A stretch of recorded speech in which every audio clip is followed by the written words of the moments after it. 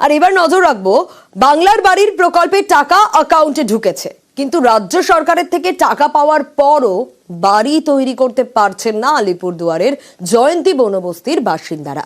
কিন্তু কেন পারছেন না এই প্রশ্ন তো আসবেই, কারণ কেন্দ্রীয় সরকারি প্রকল্পে পুনর্বাসন প্রক্রিয়া এখনো ঝুলে।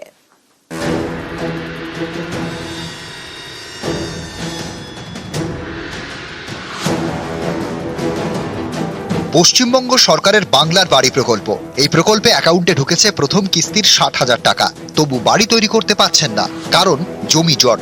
কেন্দ্রীয় সরকারি প্রকল্পে পুনর্বাসন প্রক্রিয়া এখনো ঝুলে। এর জেরে বিপাকে আলিপুরদুয়ারের জয়ন্তী বনবস্তির বাসিন্দারা।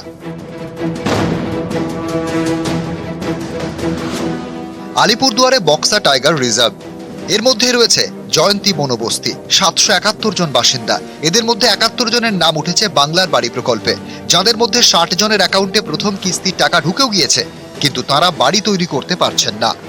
কিছুদিন পরে বানানোর জন্য জয়ন্তী উঠার কথা, দেখি এখন মানে চিন্তায় আছেন নাকি? বন দপ্তর প্রশাসন থেকে কি বলছে?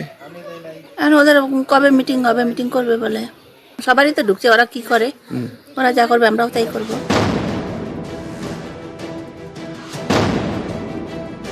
জয়ন্তী বনবস্তির বাসিন্দাদের যে জমি সবই বন দপ্তরের, এ নিয়ে নথিও রয়েছে জয়ন্তীর বনবস্তির বাসিন্দাদের।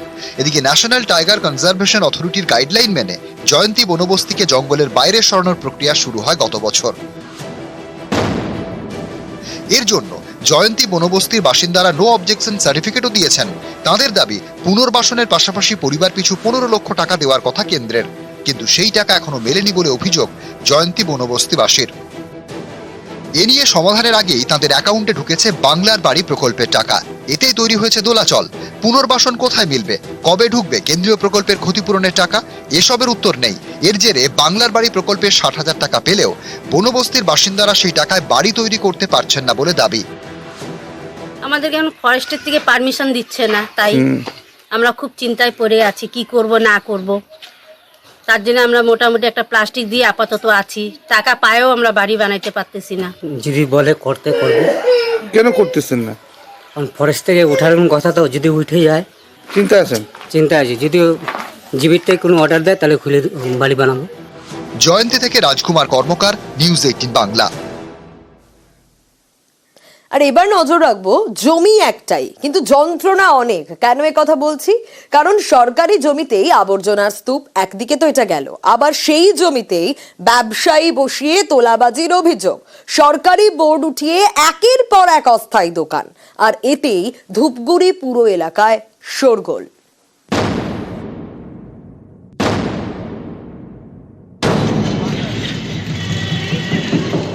ভূমি ও ভূমি রাজস্ব দপ্তরের জমি, ঢিলছোড়া দূরত্বে সেই দপ্তরের অফিস, অথচ সেই সরকারি জমিতেই পরপর অস্থায়ী দোকান।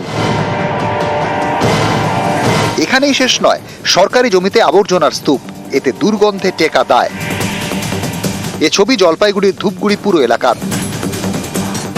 প্রায় 4 বিঘা জমি ভূমি ও ভূমি রাজস্ব দপ্তরের, এলাকায় পরিচিত মিলনী ময়দান নামে। স্থানীয়দের দাবি, দীর্ঘদিন ধরেই এই সরকারি জমি দখল করেছিল অনেক অস্থায়ী দোকান, সেই সব দোকান তুলে দেয় প্রশাসন। তারপরে জমিকে সরকারি হিসেবে চিহ্নিত করে বোর্ডও লাগিয়ে দেওয়া হয়, কিন্তু অভিযোগ কয়েকদিনের মধ্যেই সেই বোর্ড উধাও হয়ে যায়। নতুন করে গড়ে ওঠে একের পর এক অস্থায়ী দোকান, ফের রমরমিয়ে শুরু হয় ব্যবসা। অভিযোগ, সরকারি জমিতে ব্যবসায়ী বসিয়ে চলে দেদার তোলাবাজি। এর পিছনে রয়েছে স্থানীয় একটি ক্লাব এবং কয়েকজন মাতব্বর। এই জমিতে দোকান দিতে বছরে এককালীন টাকা দিতে হয় ব্যবসায়ীদের। কারো থেকে নেওয়া হয় 8,000, কারো থেকে 10,000 টাকা, 15,000 টাকা পর্যন্ত তোলা দিতে হয় বলে দাবি।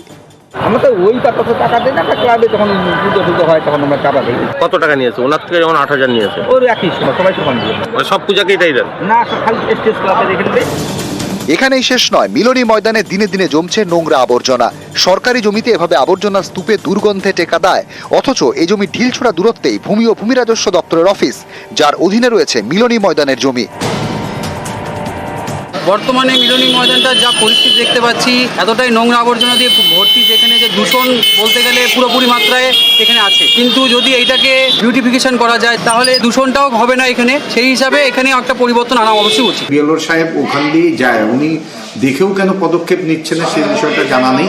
অবশ্যই বিএলওর সাহেবের সঙ্গে কথা বলবো এবং প্রয়োজন হলে আমি ডিএম ম্যাডামের সঙ্গে বিষয়টা নিয়ে কিন্তু সব থেকে বড় বিষয় একটা সরকারি বোর্ড সেটাকে গায়েব হয়ে গেল রাতের অন্ধকারে। অবশ্যই এইটা বিএলও সাহেব দেখা উচিত, যারাই যুক্ত থাকে তাদের বিরুদ্ধে আইনত ব্যবস্থা নেওয়া উচিত। শহরের উপরে মিলনী মাঠ দেখলাম, ওখানকার বোর্ডটা নেই, ওখানে একটা কম্বলের বড় দোকান হয়েছে। ধূপগুড়ি থেকে রকি চৌধুরী, নিউজ 18 বাংলা। আমরা খবর দেখাই আপনাদের সমস্যা সমাধানের জন্য, তাই আমাদের খবরের জেরেই 3 বছর পর জল পেল বাঁকুড়ার সোনামুখীর দক্ষিণ শোল। পিএইচির প্রকল্পে তৈরি হলো ট্যাঙ্ক। দুর্ভোগ কাটতেই ধামসা মাদলে মাতলেন গ্রামবাসীরা। জল পাইছি। খবরের জেরে অবশেষে গ্রামে জল, এতেই মুখে ফিরল হাসি।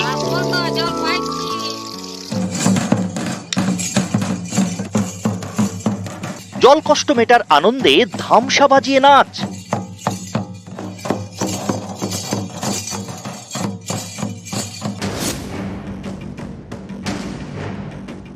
সোনামুখী ব্লকের মানিকবাজার গ্রাম পঞ্চায়েত বিজেপি পরিচালিত। এখানকার দক্ষিণ শোলে দীর্ঘদিন জল কষ্ট। 2022 সালে এই গ্রামে জনস্বাস্থ্য কারিগরি দপ্তরে জল প্রকল্পের কাজ শুরু হয়। বাড়ি বাড়ি কল পৌঁছয়, ট্যাঙ্কও বসে, কিন্তু 2025-এও গ্রামে নলবাহিত জল পৌঁছয় না। তাই বাধ্য হয়ে গ্রামবাসীদের খেতে হয় খোলা কুয়োর নোংরা জল। সেই জলেই সব কাজ, এতে গ্রামে বাড়ছে পেটের রোগ। ট্যাপ বসানো হয়েছে 3 বছর আগে, ওই ট্যাপ থেকে কোনো জল নাই। কতদিন সমস্যা এই জলের আপনাদের? আমাদের 5-6 বছর সমস্যা হচ্ছে। আমরা এখন কুয়োর জল খাচ্ছি, জলটা ভালো নয়, ঘোলা, অসুখ হচ্ছে ছেলে মেয়েদের। গত রবিবার এ খবর দেখানো হয় নিউজ 18 বাংলায়। খবর দেখানোর পরেই উদ্যোগ। অবশেষে 3 বছর পর গ্রামে কলের জল এলো।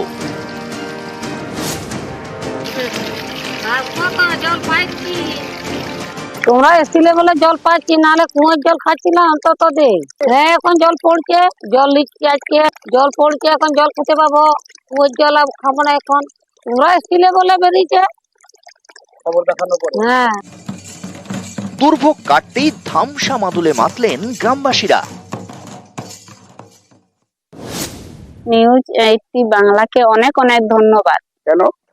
পানীয় জলের ব্যবস্থা হয়েছে। আচ্ছা, জল পাচ্ছেন এখন? হ্যাঁ, এখন জল পাচ্ছি। কি বাড়ি বাড়ি পাচ্ছেন না কোথাও আনতে হচ্ছে? না, পারিবারিক পাচ্ছি।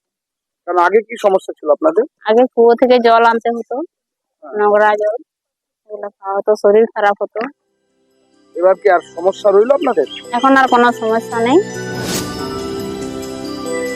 যেটা আমরা খবরটা জানি আপনাদের মাধ্যমে জানার পরে সেটা তৎপরতার সঙ্গে কাজ আমরা বলেছিলাম যে শীঘ্রই কাজ সেরে দেব। শীঘ্রই মানুষের কাছে জল খুব তাড়াতাড়ি পৌঁছে গেছে। এই জন্য যারা সাংবাদিকতা করছেন, সাংবাদিক আছেন, তাদেরকেও ধন্যবাদ এই সকল খবর তুলে ধরার জন্য।